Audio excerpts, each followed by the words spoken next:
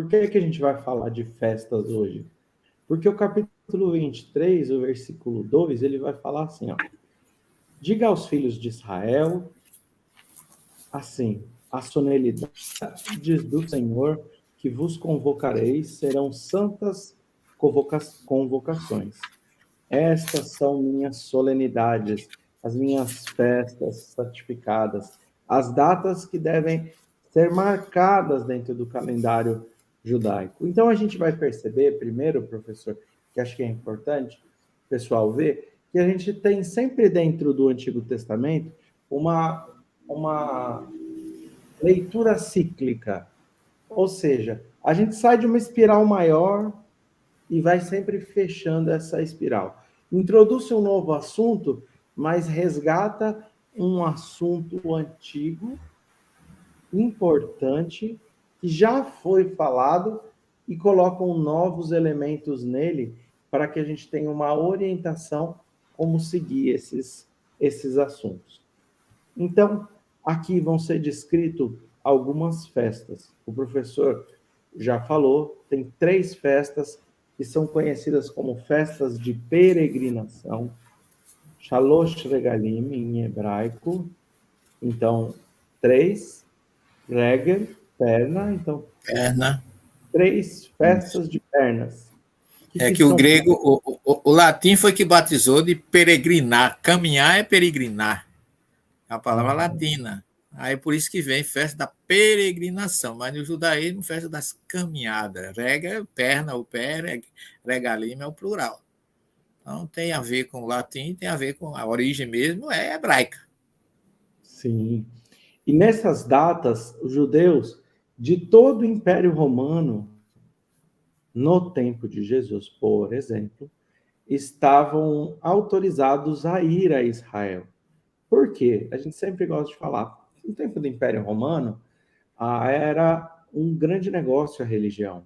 Então, se você mantivesse os judeus em paz, podendo cumprir com a sua religião, eles ficavam mais tranquilos, porque toda vez que tentava tirar a religião, oprimir, impor mandamentos, condições, durante os 4 últimos milênios, o povo de Israel não se curvou e se rebelou, e criaram-se centros de estudos clandestinos, e não tem problema se a gente vai ser condenado para fogueira, se vai ser crucificado, não importa.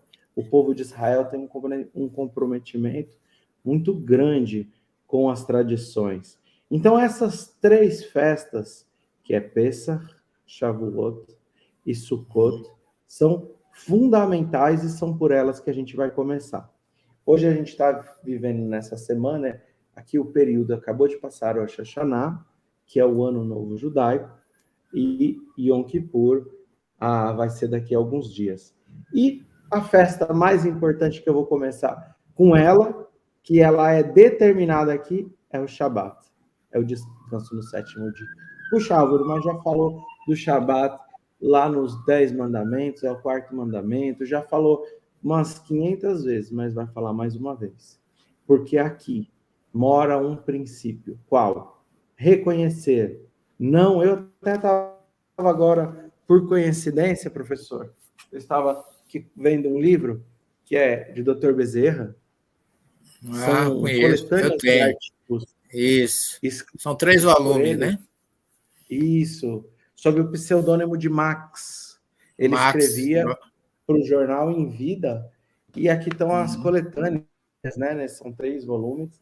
Estão Exatamente. As coletâneas de ensinamentos. E ele escreve artigos sobre Kabbalah, sobre Adão e Eva, sobre... Um dos artigos que ele escreve, que por acaso eu estava vendo, é sobre essa questão do tempo, da formação do nosso mundo e universo, porque, como eu disse, é uma narrativa cíclica, então começa por algo maior, o universo, e desce para o nosso mundo, e desce para o nosso ser. Então, sempre a Torá tem essa ideia da narrativa espiral cíclica. Então, Dr. Bezerra de Menezes vai explicar que esses 7 dias da criação são eras, 7 eras, mas o propósito do Shabat estará para nós condensado naquilo que o espírito Mardoqueu fala lá na Revista Espírita. É o emblema da felicidade humana. Porque se você reconhece que Deus criou espírito e matéria, que Deus é causa primária, que Deus é inteligência suprema, que Deus que nós conseguimos entender os atributos divinos a partir da sua criação.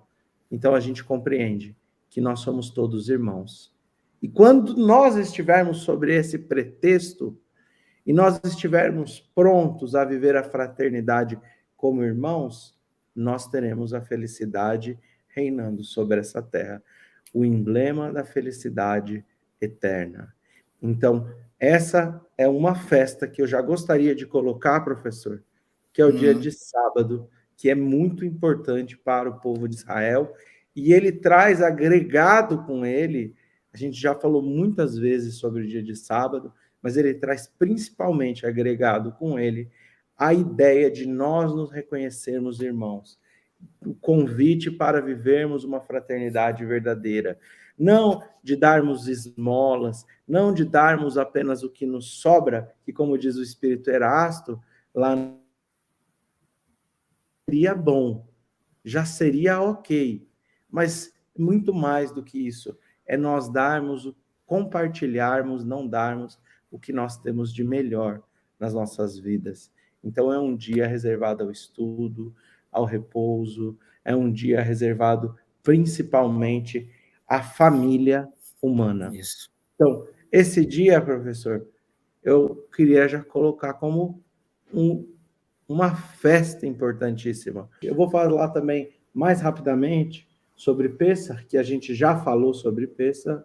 Então, a gente tem uma live de 3 horas e pouco. Foi com a irmã Aila junto, e a Ju estava junto também, a Ju Korngold, nessa live sobre Pêssar. Mas só para nos recordar, o Pêssar, a Páscoa judaica, é diferente do entendimento da Páscoa cristã. Então, a Páscoa judaica é a comemoração da libertação da terra do Egito, onde nós fomos escravos e nós fomos libertos com Yad Hazaká, com as mãos fortes de Deus. Então, nós permanecemos escravos por 330 anos na terra do Egito, que tem todo aquele simbolismo que a gente já explicou, que é a escravidão do espírito, aquilo que Emmanuel vem chamar das algemas fluídicas que nos acorrentam aos vícios desvairados, que através do hábito se tornam vícios que escravizam o nosso espírito por, às vezes, séculos, quem sabe até alguns um pouco mais do que isso. Então, ali, quando nós encontramos as 10 pragas do Egito, que é uma referência à grandiosidade de Deus, mas é uma referência também das dores, a gente fez já também a explicação sobre isso, mas sobre a potencialidade da dor. Então, são dores graduais, que têm significados importantes em nossas vidas, mas quando às vezes a dor é pequena, a gente não se move diante dela e acaba deixando com que essa dor cresça dentro do nosso espírito. Só que, como ela cresce, as consequências aumentam, funcionam como uma bola de neve. A gente tem a segunda, a terceira, a quarta, a quinta, até a 10ª praga. Na 10ª praga do Egito, seria quando, se nosso espírito estivesse paralisado diante da dor, e a gente grita, clama com aflição, com sinceridade de nossos corações, para a intervenção dos céus, para a intervenção de Deus, dos espíritos superiores, quando então somos retirados através do nosso próprio esforço, que finalmente falou, eu não quero mais essa situação, eu preciso me libertar. Quando o povo parte ali do Egito, nós vamos encontrar um momento importante aqui para nós, que é a contagem de Homer. Uhum. A contagem de Homer está aqui no nosso capítulo 23 também. São, então, 50 dias de contagem, 49 contados, os 50º vai culminar em outra festa extremamente importante. Então, muito importante, Pessach. Não existe Pessach sem 3 palavras. Pessach, Matzah, o Maror. O Pessach significa que o anjo da morte passou por cima da porta, do umbral da porta dos hebreus, porque assim estava marcado com o sangue do sacrifício do cordeiro, e dessa forma a Pesach Matzah é em função da representação do pão ázimo. Durante a festa de Pesach só se come o pão ázimo. É um pão sem fermento algum. Ele precisa ser feito muito rápido. Se passar de 3 minutos a massa com água, ela cria uma fermentação natural. Então, para que você não deixe a massa fermentar, você precisa de atitude, trabalho preciso, trabalho espiritual preciso. Então, o fermento representa o orgulho, porque ele pega um pouquinho de farinha e deixa aparecer num pãozão desse tamanho, macio, gostoso, uma halá de Shabat, o pão que se come no Shabat e nas outras festas. Então, ele fica grandão. Já ali, no Pessah, o pão é fininho, é o pão da humildade, é o Lechem Oni, então, é o pão Do pobre, né? da pobreza se torna o Isso. pão da resposta. Ani é pobre, Oni é resposta. O pão da resposta aos nossos espíritos, de como nós nos libertamos de todo esse cativeiro espiritual. Tem muita coisa para falar de Pessah também. Eu acho que o senhor poderia comentar sobre a última ceia, mais o que o senhor quiser sobre Pessah, para a gente ir para a próxima festa. Eu acho que quando você vê lá no Evangelho de Mateus, Marcos, Lucas, os discípulos chegam para Jesus e fazem a seguinte pergunta: Mestre, era, segundo o próprio Evangelho, era as vésperas do Shabat. Porque no ano que Jesus foi crucificado na sexta-feira, no sábado seguinte era Pessa e Shabat, eram 2 festas importantíssimas vividas no mesmo momento, era reforçado. Né? E os discípulos, como eram judeus, como Jesus era judeu, a pergunta dele é: Senhor, onde vamos viver ou comemorar a festa dos ázimos? Essa é a palavra que eles usam, como judeus que eram, que todo mundo sabia, como você acabou de dizer, que é o pão sem fermento. Aquela festa tem um significado tão forte que Jesus disse: olha, vocês vão, e saiu dando as dicas. Vou encontrar alguém com uma ânfora, você vai encontrar alguém com um jumento, e você diz assim: olha, o nosso mestre mandou perguntar onde é que a gente vai viver, celebrar, e eles vão lhe dizer. É tanto que a história conta que a casa onde foi comemorado o Pessa, que Jesus não celebrou naquela noite Páscoa cristã. Não existia cristianismo. Foi a festa que eles tiveram, foi de uma Páscoa judaica. Agora, Jesus introduziu nessa cerimônia coisas novas. A primeira coisa foi o lava-pés, que não tem lá no judaísmo, não existe lava-pés. Mas como era o símbolo de Jesus querer mostrar humildade, né? Porque como ele bem a resposta que eles tiveram de Deus, Jesus traz para os discípulos: quem quiser ser o maior, seja o servidor de todos, cingiu-se com a toalha, uma bacia com água, e lavou os pés dos discípulos, causando um espanto para todos. A igreja chama isso hoje de lava-pés, que é feito na quinta-feira. Mas isso foi uma cerimônia de humildade. Eu faço isso porque quem quiser ser o maior, seja o servidor de todos. Depois Jesus senta, vive aquela ceia com toda a intensidade, faz a oração Primeiro é do vinho, depois é que vem a bênção do pão. Baruch atah Adonai Eloheinu melech haolam que noten perot gefre, que é o Senhor que nos desse o fruto da videira, e não o pão como a igreja faz, primeiro a hóstia, depois o cálice. A missa trocou. No judaísmo, a primeira bênção é do vinho. Já houve uma inversão aí. E outra coisa, tem mais um detalhe. Diz que Jesus disse que tomar e beber, que esse é o meu sangue. Ó, o judeu não come sangue. Muito menos. Seria abominável Jesus ter dito que eles iam beber o sangue dele. Isso, do ponto de vista judaico, é inconcebível. Seria um sacrilégio. Aquele sangue é colhido, depois é devolvido à terra. Por isso que Paulo separa, como judeu que era, Bassar Vedam, carne e sangue não é do Rei dos Céus, que representa o corpo físico do ser humano. Isso é muito bem separado no judaísmo.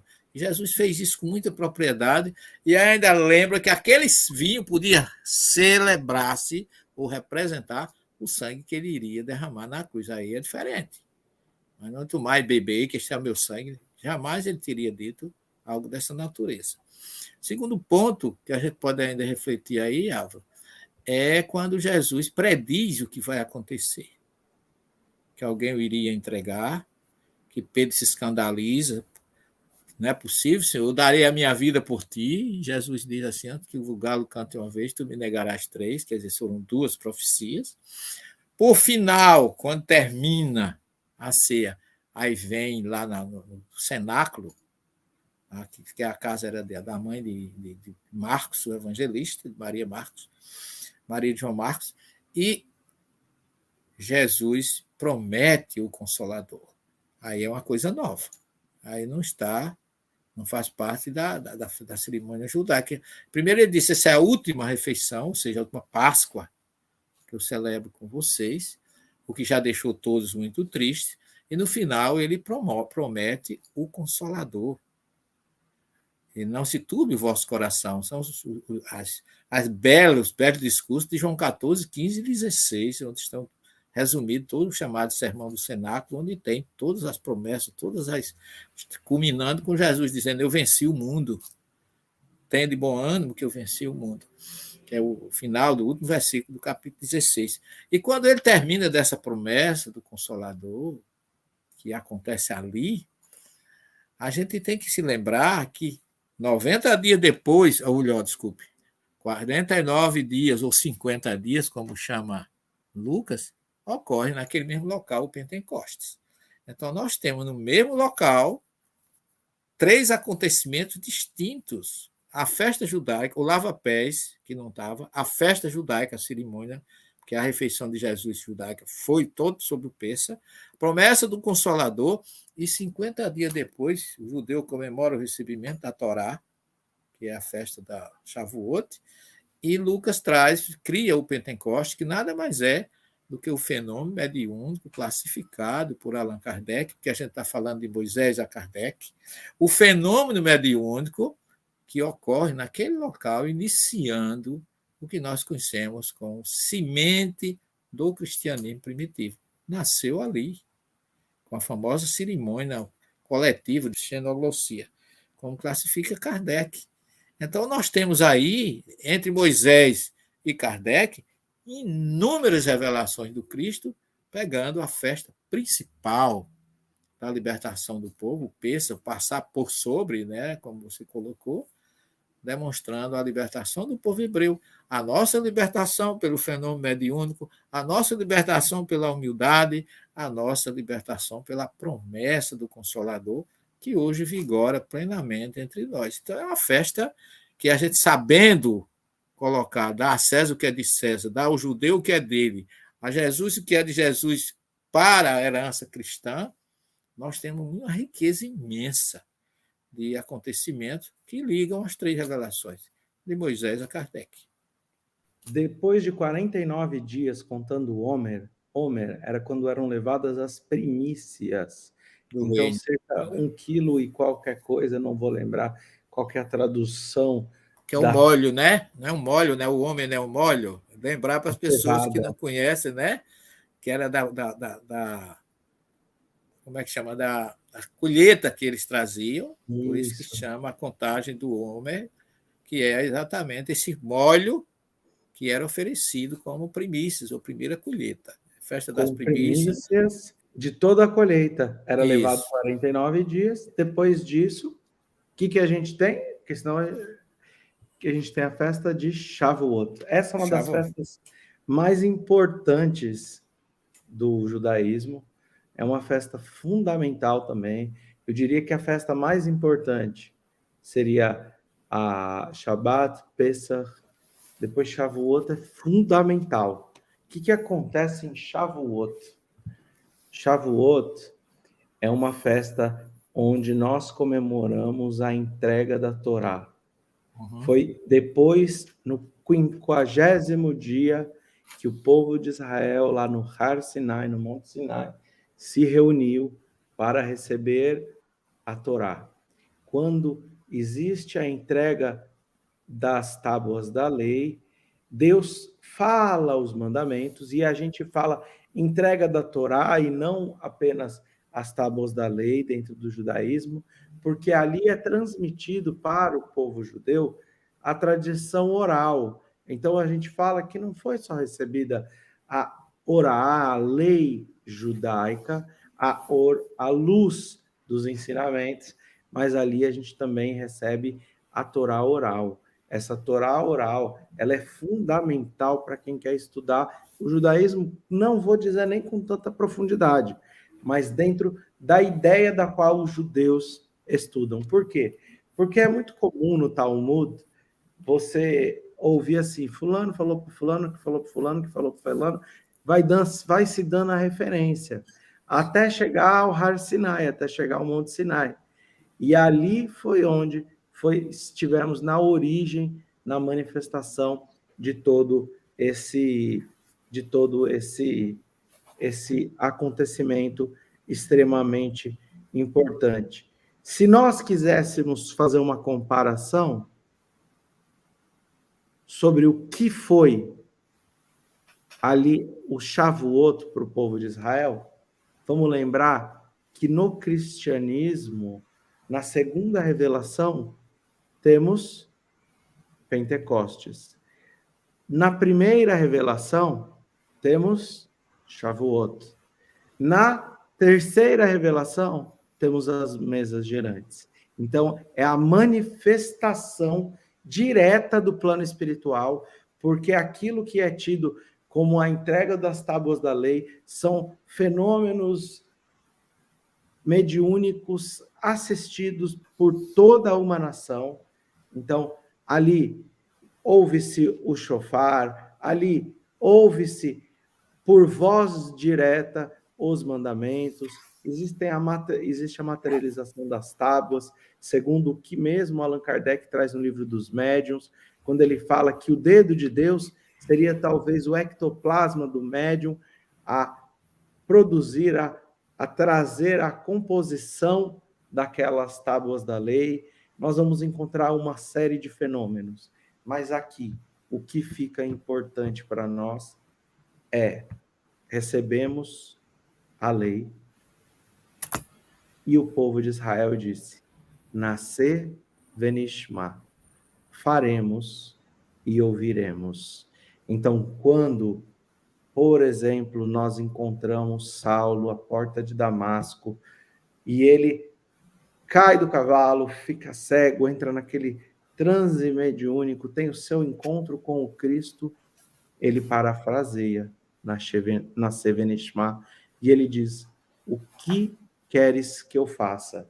Primeiro ele se põe pronto a fazer, depois ele ouve o que será instruído. Ou seja, o seu espírito já veio cansado de uma escravidão. Já tem certeza que Deus nos tirou do Egito das nossas escravidões íntimas. Já assistimos à abertura do Mar Vermelho. Já vimos o povo vencer Amaleque, a Maná, as codornizes. Já vimos a água que era Salgada, poço de Mara. Se tornar doce. Doce. E agora a gente já viu a revelação de Deus, então a gente está pronto. Está pronto para subir nesse monte e estar em contato com as leis de Deus. Então, professor, como nós comemoramos essa noite, esse dia, aliás, que começa pela noite, porque o calendário é lunar, ou seja, começa à tarde, ninguém Manhã. dorme. Isso. Ninguém dorme durante a festa de Shavuot. Passa-se a madrugada toda estudando Torá, o dia todo passa-se 24 horas, 25 horas estudando Torá incessantemente, e a gente come refeições de leite para se recordar a questão das codornizes. Então, se come refeições de leite, e é uma festa muito importante, e eu vou passar para o senhor, talvez depois eu até comente alguma coisa sobre o Pentecostes. Isso. Álvaro, só reforçando o que você acaba de nos dizer, nós temos aí acontecimentos magníficos. A gente ouve Emmanuel dizer, na obra Caminho da Luz, que Moisés recebeu das mãos dos emissários do Cristo no Sinai os 10 mandamentos, que ele classifica como o código de justiça e moral da humanidade. Então, nós temos a primeira, o recebimento desse código maravilhoso, que você bem colocou aí, tem o código escrito, tem o código oral, porque daí que surge o Talmud, que é exatamente a interpretação desses códigos, porque tem coisas na Torá, como, por exemplo, abate a tua novilha como eu te orientei. Está escrito na Torá. Mas não tem nenhum outro local explicando como é que Moisés foi orientado sobre isso. O que faz com que se possa concluir que Deus disse isso para ele oralmente. Não foi escrito. Por isso que Mateus, parodiando ou comparando Jesus com Moisés, ele coloca Jesus como um novo Moisés. Moisés sobe ao Sinai e recebe os 10 mandamentos. Moisés sobe ao Monte das Beatitudes e vem interpretar esses 10 mandamentos, comparando o que os antigos ensinavam com o seu novo ensinamento. E vem Allan Kardec complementando esse acontecimento e mostrando todos os fenômenos mediúnicos que o envolveram, classificando a sarça ardente como pirogenia, os 10 mandamentos escritos na pedra como pirografia, o fenômeno do Sinai que fumegava, uma nuvem de fogo guiava o povo de Israel, como se a aliança primeva, como diz Emmanuel, fosse uma aliança do homem com Deus através do fogo, como está lá na primeira palavra do Bereshit, que é este fogo, este homem, Brit, aliança, tudo na mesma palavra, a aliança de Deus com o homem através do fogo, porque isso tudo está registrado no próprio acontecimento da libertação do Pessa e do recebimento da Torá no Sinai. Posso interromper o senhor para colocar algo que eu não ia falar? À vontade. Sobre bem isso que o senhor está falando, Hashem, que é o fogo, não Hashem, em hebraico, é a labareda do fogo, a fumaça, a fumegante. Essa Hashem significa 3 coisas: Olam, sempre o mundo. Shana, Como? Olam, sim, Shana e Nefesh. Mundo, tempo e alma. Então, é tempo, espaço e alma. Então, aqui, a condição do fogo, ela está correlacionada ao espírito, ao tempo e ao espaço. Isso tudo é transcendido para que nós venhamos a encontrar o contato com Deus. O propósito do tempo, o propósito do espaço é para que Deus venha a se encontrar aqui nessa combinação do fogo, do Hashem. Então, a sarça ardente, o fogo, tudo isso... A nuvem, né? A nuvem. O Sinai fumegando, enquanto o povo estava lá embaixo. Muito legal. Desculpa, retoma, professor. Não, belíssimo, meu filho, belíssimo. Ficou muito bem colocado. É o acrônimo, né? É Só um para as pessoas acrônimo. entenderem, é o acrônimo. Cada letra significa uma palavra, né? Isso. Uma informação. E aí a gente vê, Moisés recebe, Jesus vem e interpreta, e Kardec vem dar nome aos acontecimentos. Então você vê que nada escapou à promessa do Cristo, que preparou tudo através de Moisés. Depois ele vem mostrar como se vive, como se pratica, e envia o Espírito da Verdade sob o auspício e a orientação de Allan Kardec, que orientou a receber essa doutrina tão bela. Então, os fenômenos mediúnicos da primeira e da própria segunda revelação, que também existiram, né? Muitos fenômenos, né? Eu classifico o maior, a transfiguração no Monte Tabor, são 3 acontecimentos distintos que se completam e revelam que desde a libertação do povo de Deus no Sinai, com a vinda do próprio Jesus, mostrar como se faz, e ainda enviar o Consolador, que ele disse, relembrar o que ele disse, ensinar coisas novas, nós temos aí uma completude de informações que enche os nossos corações, nas nossas mentes, e mostra o quanto é importante a gente começar de Moisés e parar em Kardec, porque há uma sequência natural, lógica e muito clara, que se você não conhecer as 3 revelações distintamente, você pode não entender o porquê a gente está falando aqui de Moisés a Kardec, qual é a ligação que tem uma coisa com a outra. E eu diria, não tem como não ter ligação. Seria impossível se não existisse a doutrina espírita, com a questão 627, que depois da revelação dos espíritos, ninguém pode protestar a ignorância, é através dessa busca que Kardec, o Espírito da Verdade, nos coloca, que a gente pode analisar cada festa dessa com seus fenômenos, unindo perfeitamente e fazendo com que essas festas, junto com a doutrina e o próprio Cristo, possam ter uma interligação assim inquebrável, uma cadeia de correntes espirituais, de revelações e de fenômenos mediúnicos imbatíveis.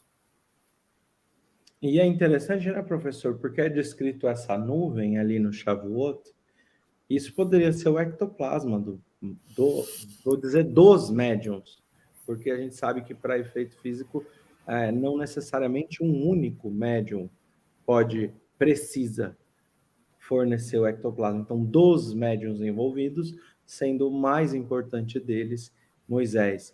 É importante também que seja na montanha, porque a vida começa por baixo. Somos criados simples e ignorantes. E a gente tem um momento de ascensão ao divino, de encontro ao divino. E a ascensão vem através do entendimento, da audição, do entendimento, de ver as palavras de Deus. E aqui é interessante, porque está escrito assim: o povo viu as vozes de Deus. Ele fala, está errado, como que você vê a voz? Bom, do ponto de vista científico, aquilo que acontece com a sua visão são eletroestímulos no nervo óptico. A audição são eletroestímulos. E a sensação, a maneira que o seu cérebro decodifica isso, é exatamente a mesma de acordo com a ciência. Então, nada mais é do que eletroestímulos. Então, vê-se com a alma, ouve-se com o ouvido, grava-se no coração, e todo esse momento está diretamente relacionado, como a gente falou, com Pentecostes. Então, quando acontece a festa de Pentecostes, a gente vê as línguas de fogo, que são muito semelhantes à ideia da qual estamos obtendo no Monte Sinai. Quando nós encontramos ali o povo, ou melhor, os apóstolos falando em línguas, as manifestações mediúnicas, elas se dão da mesma forma da qual nós estamos encontrando ali no Monte Sinai. Então, a voz direta, uma série de eventos mediúnicos ocorrem de maneira igualitária. Ali vai despertar a mediunidade dos apóstolos, e lá no Antigo Testamento é o encontro com os mandamentos. Então, a gente percebe que é o amadurecimento da humanidade como um todo, e principalmente daqueles que conseguiram fazer o movimento de transição da primeira para a segunda revelação. Esse movimento de entendimento do Evangelho é muito importante. Para quê? Para que adentre-se, então, a um novo momento onde a própria mediunidade ela se torna fundamental, se torna bastante importante. Professor, quer comentar mais alguma coisa? Rapidinho só, Álvaro, porque é tão rica, essas informações são tão ricas, que a gente não pode deixar escapar, às vezes, uma vírgula, porque se escapa, a gente sente falta de uma compleição do assunto. Veja bem, Bereshit Bará. O Bará aí, que é a emanação divina, que vem, é o ectoplasma de Deus, como você colocou aí, que de onde tudo emerge, de tudo se deriva. Eu acho que desse Bará, que pode ser escrito até Barô, né, que já teria um outro significado, não de criou, mas quando Deus criava, que é uma coisa mais autêntica, segundo as interpretações. Mas esse Bará, de onde emana toda essa energia de fogo, de tudo mais, como você falou aí na questão da visão, né, que ela é puramente cerebral. Aí você observa no Evangelho de João, ele diz lá no capítulo, acho que o versículo 14, ninguém jamais viu a Deus. Ele usa e Jesus diz que os puros de coração verão a Deus. Aí você diz, espera aí, quem está certo, Jesus ou João? Aí você vai ao texto original, você vai encontrar o verbo rasar, não é com rete. Rasar é ver, mas não é ver com os olhos, é ver com a alma. Então, os puros de coração verão a Deus em espírito. Porque quando Jesus diz ninguém jamais, ou João diz ninguém jamais viu a Deus, ele não usa o verbo rasar, ele usa o verbo roer, que roer sim, vem de lirote, que é ver com os olhos. Ninguém nunca viu a Deus com os olhos, é isso que João está dizendo. Porque se ele fosse falar como Jesus, os puros de coração verão a Deus, ele coloca irrisu no vecatal, lá no futuro, né, na gramática do verbo bíblico, e aí você entende perfeitamente que a gente só vê a Deus através da estimulação mediúnico cerebral. Então, é essa centelha divina que faz com que a gente possa sintonizar com Deus, como Moisés, de uma forma mediúnica, nunca de uma forma física. Por isso que a gente vê coisas num segundo que às vezes a gente leva meia hora para explicar, porque a visão espiritual é completamente diferente da visão física. Queria deixar só isso registrado para a nossa reflexão. O povo sai, então vamos à próxima festa. O povo sai lá do Monte Sinai e vai para onde? Para o deserto. O povo deveria ir direto para Israel, mas tivemos o retaégelo, o pecado do bezerro de ouro, e aqui a gente precisa que essa geração toda ela venha a perecer no deserto e uma nova geração adentraria em Israel. A gente pode fazer um paralelo completo aqui com a própria reencarnação. A questão de nós necessitarmos das múltiplas encarnações para que nós venhamos a alcançar a terra de Israel. Mas aqui o propósito dessa festa, que chama-se Sukkot, é uma festa fantástica também, é uma festa muito especial, e ela vem relembrar os 40 anos que o povo peregrinou no deserto. 40 é um símbolo, a gente sabe, é um ciclo, por isso eu até comparei com a reencarnação, não significa que é um tempo cronológico, 40 dias, 40 anos, 40. É quarentena mesmo, né? É quarentena, no caso. Não é falta de criatividade do autor, né? É um símbolo símbolo importante. Começo, e meio e essa fim. festa, começo, meio e fim. E passamos por uma nova jornada, novo estágio espiritual, físico. Então, eu posso falar assim, olha, eu morei 40 anos em Israel. Não é mentira, você tem 30... E eu vou mentir minha idade, eu tenho 22 só, professor. Então, mentira, 22 Álvaro. de, 22 de espiritismo, vai lá. Então, eu posso falar não, significa que o meu período ali, eu completei. Completou. Então, eu posso Isso. falar, eu morei 40 anos na Bahia, que completou esse ciclo, e eu, vamos supor, fui para outro lugar. Então, tem esse sentido. Mas durante esses 40 anos no deserto, o deserto é um lugar, eu não vou dizer insalubre, mas com as mínimas condições de vida. Você tem pouca água, você não tem chuva, você não tem vegetação, os animais são escassos. Como você vive no deserto? Você só vive no deserto se você for beduíno ou se você contar com o auxílio divino, que é o que vem nos demonstrar aqui o povo de Israel caminhando no deserto e passando por guerras, enfrentando povos e encontrando a água, a sombra, o alimento, e nada faltou para o povo de Israel. Dentro desse momento, é muito importante, extremamente importante, aqui que a gente está indo pela ordem cronológica das festas, e aquilo que o professor disse no começo, olha, essa daqui está depois da Páscoa, o domingo de Ramos, foi isso que ele quis dizer. Então, isso foi alterado cronologicamente na Bíblia. Mas, como se comemora essa festa? Bom, se faz cabana, festa das cabanas, em todos os lugares. Fazem em cima das casas, em cima dos carros, na rua, na calçada. Em Jerusalém é cabana para tudo quanto é lado. As pessoas, alguns dormem durante a semana, alguns têm o costume de dormir, outros só de terem todas as refeições ali dentro. É muito importante aqui, há 4 elementos. Então, são 4 espécies que são levadas: Etrog, Lulav, Hadassim e Aravot. Etrog é a cidra.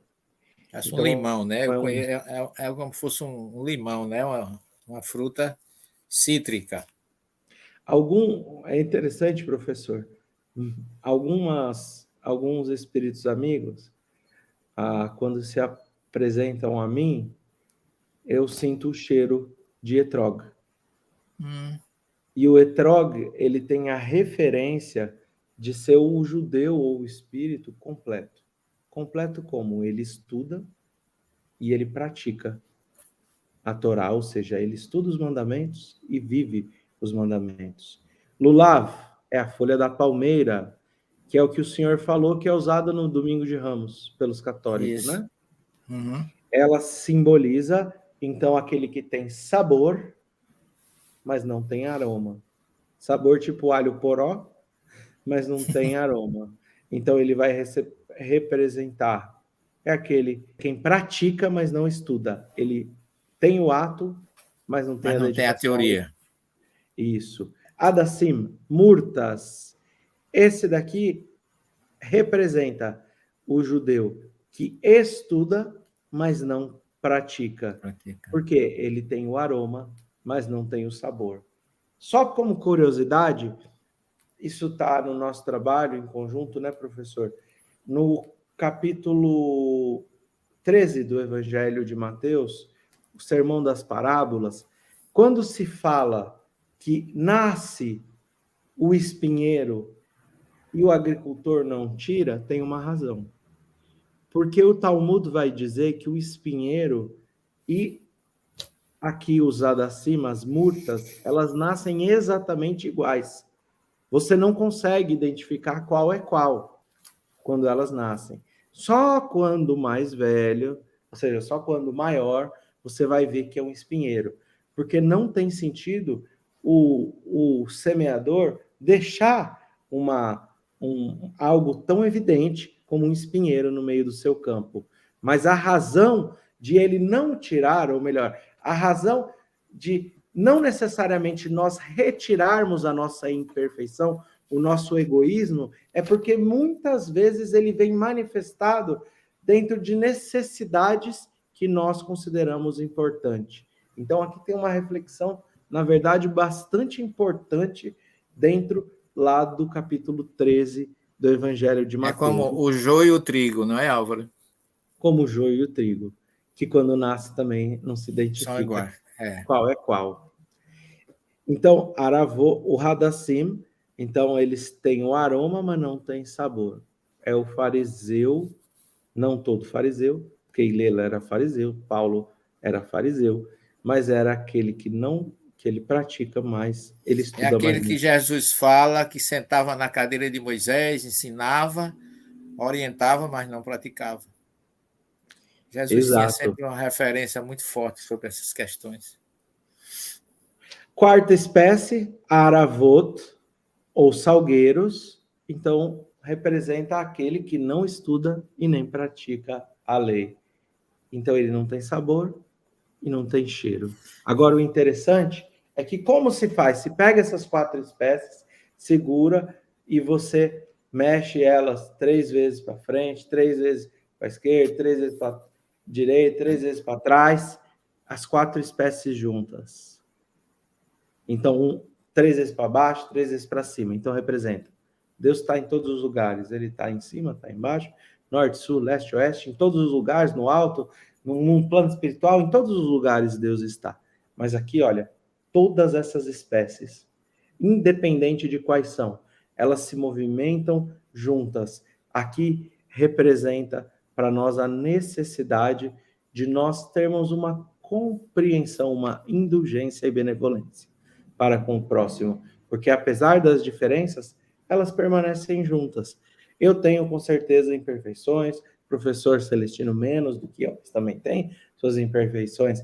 Se nós formos nos separar pelas diferenças, nos isolar pelas diferenças, não tem o sentido aqui importante.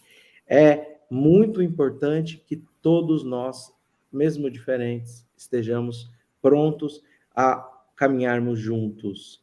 É importante aqui, dentro desse contexto, também tem passagens do Evangelho, tem questões como se comemorava no tempo de Jesus, acendendo a Jerusalém toda ficava iluminada, levava-se água da fonte de Siloé até o templo de Jerusalém. Então, quando Jesus diz, eu sou a luz do mundo, aquele que beber água de mim não mais terá sede, está tudo correlacionado a essa festa aqui. E eu vou passar para o senhor comentar, professor. Essa festa eu gosto muito dela, porque é a festa que Jesus entra triunfalmente em Jerusalém e que foi muito, até hoje é muito mal compreendida, porque ela está fora do contexto, ela não segue a ordem das 3 festas que a gente acaba de comentar. E, infelizmente, o cristianismo, primitivo não, o cristianismo, depois do século IV, depois de Constantino, eu não sei se até pela perseguição, para agradar os evangelistas, não quiseram ter choques, sobretudo Marcos, que foi um escritor que escreveu para o pagão. Então, ele não queria desagradar o romano. Então, eles adequaram as coisas sem se preocuparem com o real tempo, valor e significado dessas festas.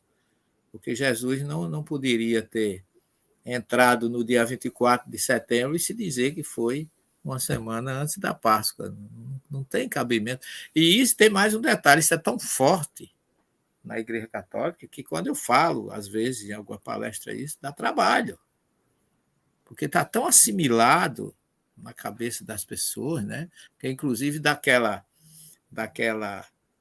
palmeira, aquela palmeira quando ela seca, a igreja seca, queima e faz a cinza, que é utilizada na quarta-feira de cinza, que a igreja benze a fronte das pessoas, que vem de uma festa profana, que é o carnaval, E aí ela cai na quarta-feira de cinza, agora na hora da reflexão, tu és pó, em pó te hás de tornar. Tudo isso tem uma série de valores que a igreja assimilou de tal forma que ninguém muda.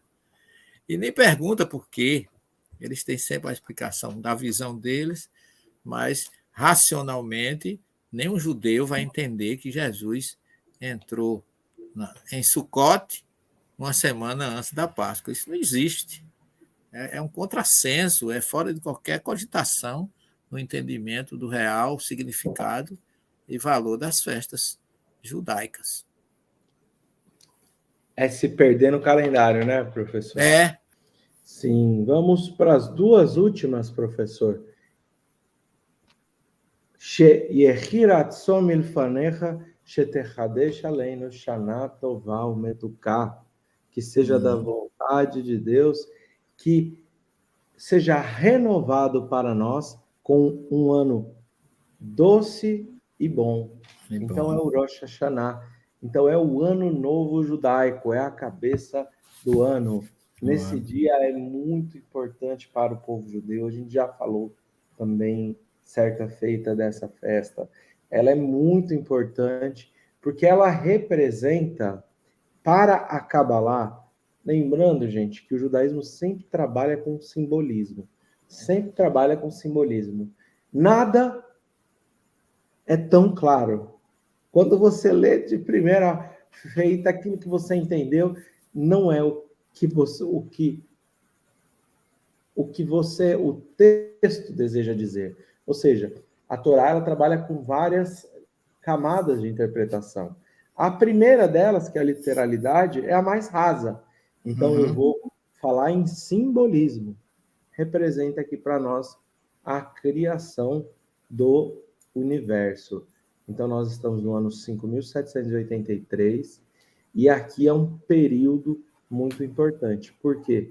Porque a era messiânica, não estou dizendo sobre a vinda do Messias, mas a era messiânica, que é o mundo de regeneração, este deverá, segundo a tradição judaica, iniciar no sexto milênio, ou seja, até o sexto milênio, não no sexto, até o ano 6000. Então, nós estamos no ano 5783 e estamos em transição planetária. Nós sabemos que a transição planetária pode durar não necessariamente 10, 20, não é isso. Allan Kardec fala em obras póstumas que esses períodos são longos, eles transitam por séculos. Então, eu não estou dizendo que é com exatidão, mas existe uma aproximação bastante grande para a ideia de que quando nós formos mundo de regeneração, nós estaremos no nosso calendário dentro daquilo que fica esperado, a era messiânica do povo judeu. Então, um mundo de regeneração. Todas as festas que a gente falou têm duas coisas em comum. Pão, Pessah é pão, mas é um pão ázimo, todas as outras têm pão, inclusive o Shabat, e tem yain, tem o vinho, como o professor falou, sempre o kiddush vem antes do pão. Então, é diferente da Igreja Católica. E aqui nós temos o hábito, alguns hábitos dentro do Rosh Hashanah. Come-se cabeça de peixe, ashkenazim, ou então coloca-se cabeça de algum outro de carneiro, qualquer coisa assim. Por quê? Shetie rosh velozanav, que sejamos cabeça e não rabo, que nós saibamos andar, se nós tivermos uma comparação aqui com a casa mental, que nós estejamos no neocórtex, que estejamos no andar superior e não na animalidade, que sejamos cabeça e não rabo. Quem tem rabo é animal. Que nós venhamos a viver com inteligência, com intelecto, com humanidade, com moralidade, e não que nós venhamos a caminhar nesse ano na animalidade. Tem a romã, que é muito importante, que se come, tem o hábito de comer romã. Tem uma história, professor. Minha mãe chegou na feira lá em São Paulo, antes do Rosh Hashanah, e foi comprar a romã. E aí o feirante, né, cobrou uma fortuna, sei lá, R$ 50 uma romã. E minha mãe falou: não vou comprar. Você vai fazer o quê com a romã? Se eu não comprar, você vai acabar perdendo ela. Você não pode me dar um desconto? O judeu tem que pedir um descontinho, né? Aí o feirante virou para ela e falou: eu sei que a senhora vai comprar, porque a senhora precisa dele para o seu ano novo judaico. O feirante devia ser judeu. No mínimo. Não, ele não era judeu, mas ele sabia que de São Paulo Conhecia, tem né? uma comunidade judaica muito grande. E ele É reconheceu verdade. que minha mãe era judia pelo interesse de chegar: oi, você tem romã? Aí Vem já lá no sabia papo. direto quem era. Então, o que tem a romã urimona em hebraico de importante? Segundo o que diz, eu nunca contei, mas se alguém contar, abre uma romã, 613 conte. semente, né? Isso, 613 sementinhas, que é o número de Mitzvot. mandamentos, Mitzvot mitzvot, da da Torá. Torá. Então, isso é muito importante e tem-se o hábito de comer frutas e Doces. hoje em dia o símbolo, né, que a gente usa é nos outras festas a gente come pão com sal, nesse dia a gente come o pão com mel. E porque o mel, porque Dvash tem a mesma gematria, o mesmo valor numérico, o mesmo valor espiritual de Av Harachamim. Então, de Pai misericordioso. Porque a gente está pedindo para Deus que tenha misericórdia e nos inscreva no livro da vida. Ou seja, que a nossa seria como um micro-julgamento. A gente chega nesse momento e a gente vai ser julgado pelos nossos atos do ano passado, do ano que se passou. E em função do nosso aproveitamento, a gente pede para Deus: perdoa os meus pecados e me inscreve no livro da vida. Tenho o hábito de se ir até um local que tem água com peixes e fazer uma cerimônia que se chama-se Tashlich. Tashlich, você pega o seu tzitzit, o bolso, e faz assim, você joga tudo que você tem no bolso. A judeu já vai mais esperto, já vai Já sem, não leva tudo que tem mesmo para não deixar, né? já não leva nada. Não leva, não leva, não leva nem um alfinete enferrujado. Estou brincando. Eu sou judeu, eu posso brincar, né, professor? Pode, eu não posso, não devo. Quer dizer, eu posso, mas não devo. Então chega lá e faz o tashlich. O tashlich, algumas pessoas vão conhecer. A gente pede que os nossos pecados, as nossas transgressões, as coisas não boas, sejam levadas para o fundo do mar. Sejam levadas para o fundo do mar. Essas são as palavras. Então, a gente conhece algumas religiões que se usam, né? Não, que isso seja levado para o fundo do mar. Já vi várias vezes isso ser dito. Então, isso nasce de uma tradição judaica. Eu vou comentar o Yom Kippur e vou passar para o senhor comentar os dois já, professor. Porque Porque o assim a nosso gente horário encerra. também é. Então, 10 dias depois do Rosh Hashanah, a gente tem o dia do perdão, o Yom Kippur. Durante esse período, a gente chama de Aseret Yamei Teshuvah, os 10 dias de arrependimento, a gente trabalha com o íntimo das nossas forças para que a gente encontre, ou eu trabalho autoconhecimento e encontre perdão, peça perdão a Deus e peça perdão ao próximo, e peça perdão aos todos aqueles que nós podemos ter nos equivocado, para que realmente nesse dia é o único dia de festa que não tem comida. Todas as outras têm comida, muita comida, comidas maravilhosas, muita fartura. E nesse dia do Yom Kippur, a gente tem o hábito de fazer o jejum. E esse jejum dura 25 horas. Não se come água, não se come pão, não se toma banho, tem uma série de costumes e é para que nós venhamos a pedir o perdão a Deus. E nesse dia que nós sejamos finalmente selados no livro da vida. Ou seja, se a gente ainda não tinha sido inscrito antes, quem sabe agora é o último momento. A última Né? chance. A última E eu vou chance. passar para o senhor, e depois o senhor já Ô, pode falar. Álvaro, é nesse dia que também não se usa nada de couro, né? De Não se usa animais, nada de couro. no jejum do Yom Kippur, não é isso? Isso. As pessoas não usam nada que tenha produtos animais. É o dia do dia, é o dia que você pode, é considerado o dia do perdão, né? Você vai receber a libertação de todos os seus erros. Foi aí que se viu a história do bode expiatório, não é? Que tem esse princípio que se usa. O bode vai levar todos os meus, porque o bode é símbolo. Você vê que na parábola do juízo final, Jesus coloca as ovelhas à direita e os bodes à esquerda, né? Que é um princípio, inclusive, grego, né? Os gregos, os hindus também usavam a figura do bode e usam nos seus rituais. Agora, teve mais duas festas que, caso as pessoas percebam, que é a festa de Purim e a festa de Hanukkah. São duas festas judaicas, a festa das luzes e o E a Purim é uma festa, festa muito alegre. a festa de Esther, está no livro de Esther, Eu Megilat Esther. nasci no primeiro dia, Rosh Chodesh, do mês de Adar, que é o mês que se comemora. Então é a festa de Mordecai e Purim. É por isso que eu chamo Mordecai. Aí o Purim é o carnaval judaico, né? É uma festa É, alegre, né? Da vitória sobre os docinhos, tem a orelha de Mordecai, tem não sei o quê, tem um minha bocado mãe. de Amã. Tem, eu conheço, as crianças brincam, é o carnaval judaico, né? Que, É, aliás, os samaritanos não comemoram, né? Os samaritanos, as festas deles são só as tradicionais, eles não comemoram o Purim nem Hanukkah, né? Porque Hanukkah já foi, é uma festa dos macabeus.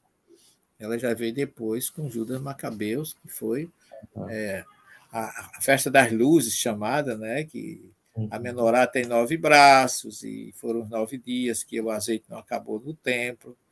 É uma festa também muito bonita. Está lá narrado no primeiro e segundo livro de Macabeus.